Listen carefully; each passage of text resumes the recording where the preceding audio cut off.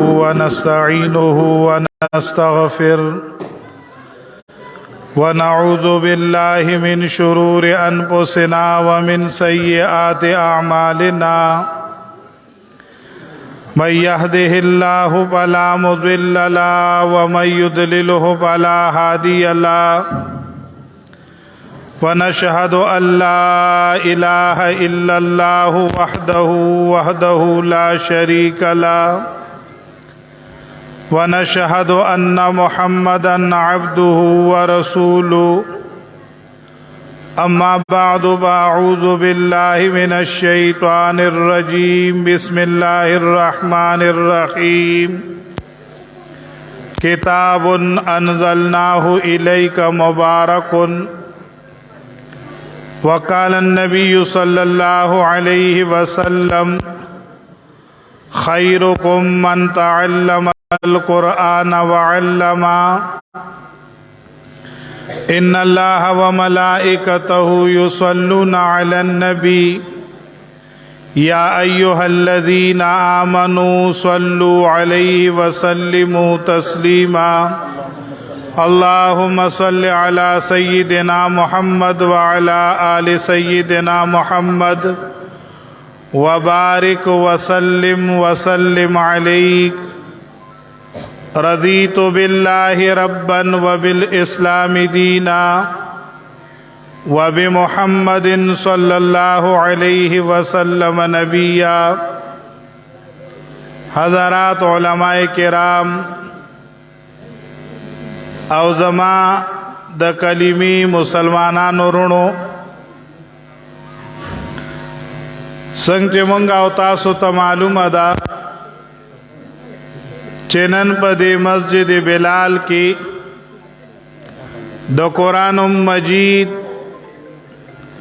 د حفظ او د ناظری ختمونه دي کم چې د مولانا صاحب او د ملګرو ډیر په خوارای او ډیر په مشقت باندې زما استاد بچو تا د الف باتا نه شروع کړي وا قل اعوذ برب الفلق او قل اعوذ برب الناس ته هغه پڑھایو رسولا پدی کې با څومره داسې حالات راغلي وي کله به معشوم نو کله به معشوم له سبق نه ورته کله بجلی وا کله بجلی نه وا خو لیکن د ځان نه خلوی استا او نن داغي هغه سماره ما او تا مخې ته ده او دا دومره مزیدار محفل جوړ کو منګ او تاسو ټول مدعو کړو او دی پروکار او مزیدار مجلس ته ما او تا راوبللو نو پدی باندې با د دې زړه څومره خوشحال وي او بیا بالخصوص د هغه خلکو چې د چا بچو د دې قاری صاحب نه او د اساتذو نه دلته د الله دا کتاب ویلې وي یقینا د دینه د خوشحالي شی بل نشته دی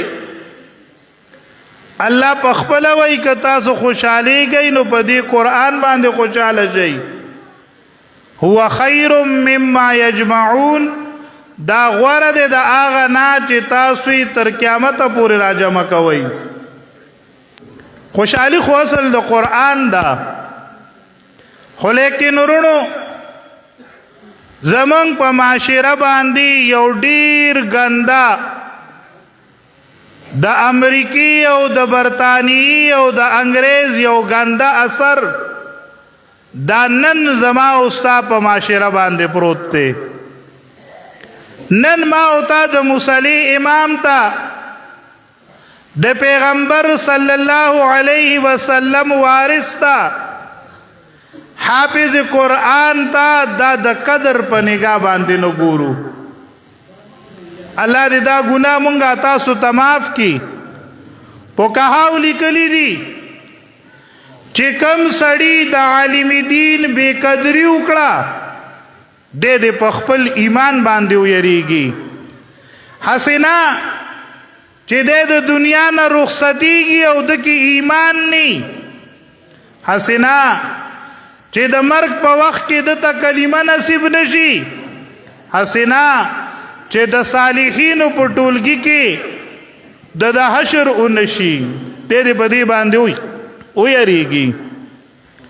او نن یو مظلومه طبقه دا حافظ صاحب، دا عالم صاحب، دا قاری صاحب دې به جماعت کې ناس وي، زما استاد بچو سره خواري کوي، مدرسې جوړې کړې دي، خانقاهونه جوړ کړي دي، مرکزونه جوړ کړي دي، زما استاد بچو اصلاح کوي. او په دې کې زمونږ د عوامو رویه الا ماشاء الله بعض خلک داسې شته چې هغه د زړه نه د علماو سره مینه کوي، قدر یې کوي، هغه دنیا لیدلی دي، هغه الله پاک چمکاوي. خو چې دا کم د دلزیې مخالفت کوي که نه، لاس وړي که نه، لکه ته امام له ورکې د خر صورت چې ته ورپسې خبرې هم کې، زه خو زما خبره کوم. چرته په میاشت کې به 50 روپۍ راغونډئ او هغه به د جومات په پنډ کې کیدي د امام په تنخواه کې. او چې څوک دې تپوس وکړي یاره جي مونږ خو امام صاحب له تنخواه ورکوو، ته له د خر صورت ورکې؟ تا تنخواه دا ده؟ دا عام طور زمونږ په معاشره کې دغه شی دی. 50 روپۍ او 100 روپۍ او دا حجرات په دې باندې هم صبر کوي. او په مسجد کې او په مدرسه کې ناست دی، زما استاد بچی ته قال الله او قال رسول الله خی. زما استاد بچی نه انسان جوړی، زما استاد بچی نه حافظ او قاری جوړی، زما استاد بچی نه عالم او مفتی جوړی، زما استاد بچی نه یو بهترین مسلمان جوړی. د دې د وجې نه رونو انګریز دا نه غواړي چې زما استاد بچی دی دا د قرآن او د سنت علمبردار شي. هغوی لګیا دي، هغوی ورته د بېدینۍ څیزونه رایستي دي، هغوی یې زما استاد د نسل تباهي کوي. حافظ صاحب، قاری صاحب، مولانا صاحب په درسونو کې په بیانونو کې زما استاد د بچی تربیت کوي. نن ګورې مونږ صرف او صرف دخلی مسلمانان پاتې یو. په شناختی کارت کې، په پاسپورت کې ما او تا د مذهب په ځای کې اسلام تډیش کو، نور ګورې په ما او تا کې د اسلام سنخ کاری. ځکه چې څه کامل مسلمان وای، چې څه کامل مسلمان وای، هغه صفات د هغې نه ما او تا عاریو.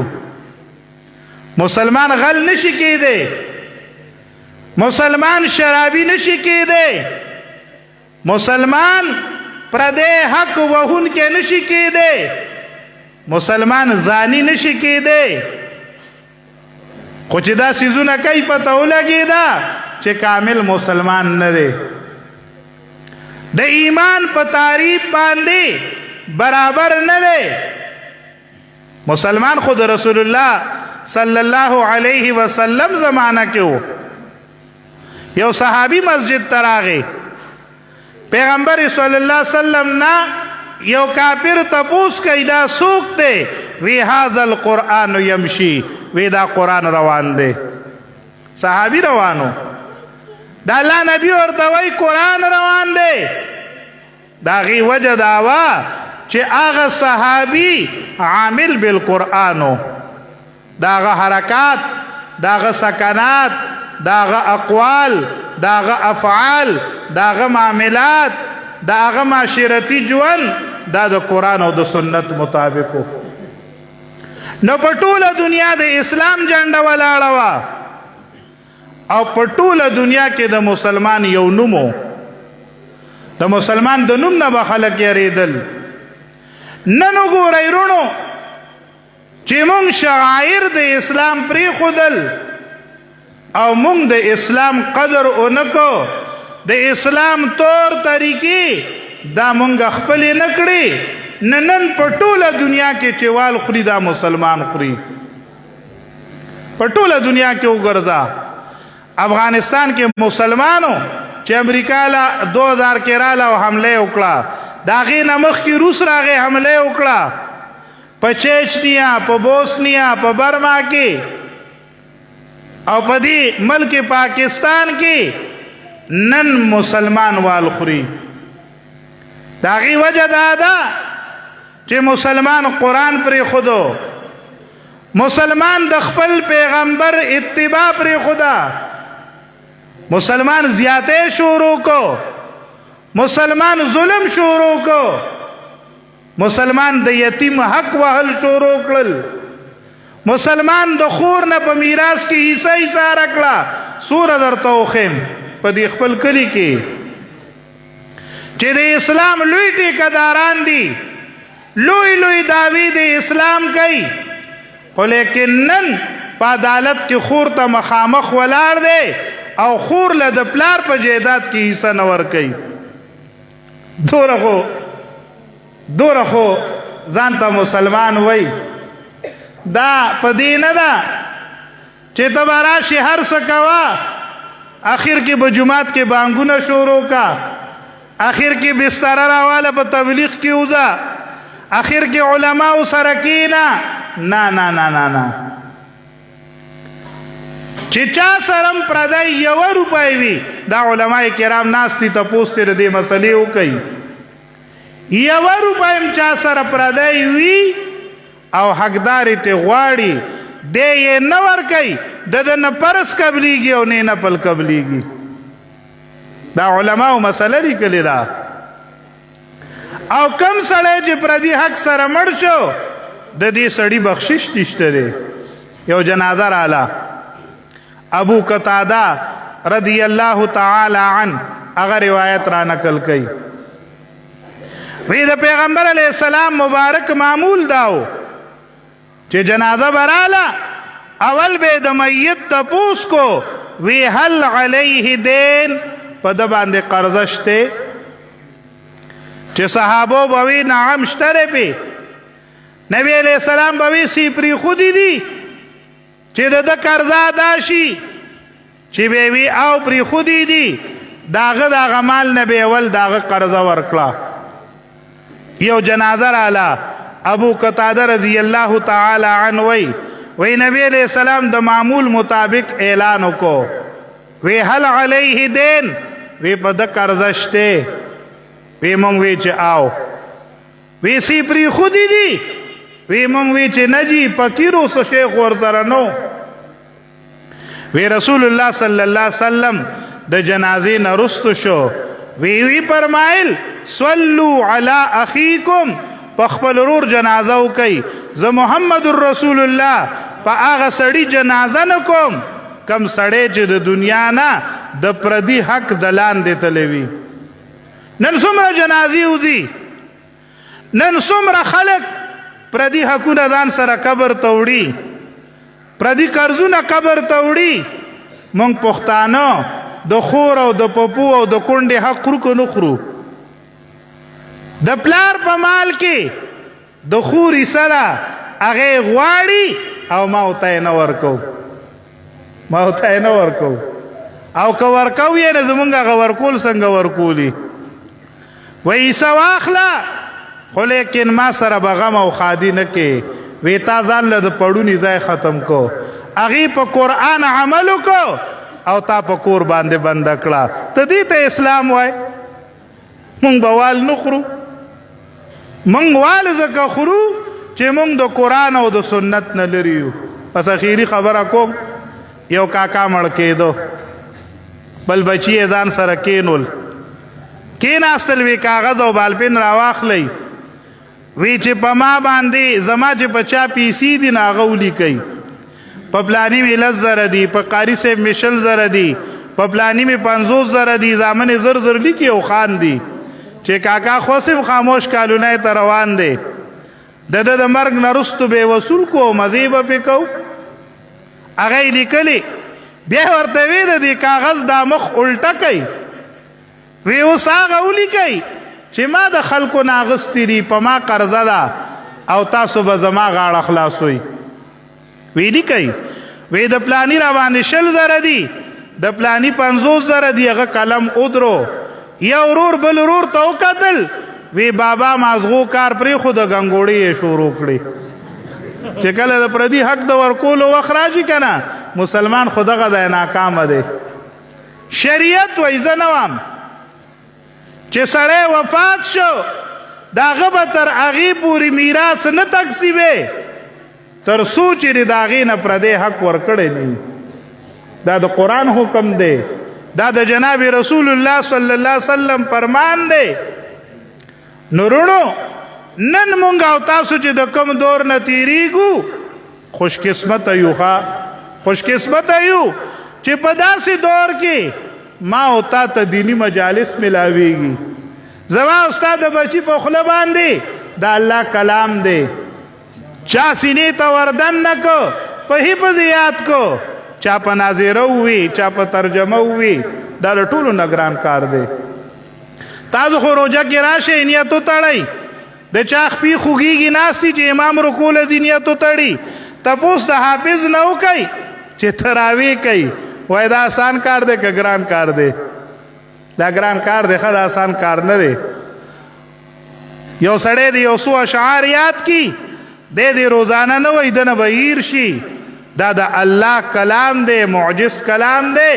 ټول کلام یې سینې ته را دننه کړی دی. په رمضان کې ورپسې 5 شپږ صفه ولاړ وي دی حق په کلاره د الله د کلام تلاوت کوي. دا لویه خوشحالي ده ښه. نه الله دې د دې بچو ماشومانو والدینو ته اساتذو ته او د دې کاري صاحب ټولې عملې ته جزای خیر ورکي او الله دې مزید دی له توفیق ورکي چې داسې ښایسته او مزیدار مجالس جوړئ او ما او تا د قرآن محفل ته را دننه کیږو. ګوره خوش قسمته یو خلک ګناهونو ته ولاړي چې په هغې کې د الله نافرمانی کیږي. ما او تا د الله د کلام په مجلس کې ناست یو. الله دې مالم د عمل توفیق راکړي، الله دې تاسو لم د عمل توفیق راکړي او الله دې ختمونو په برکت باندې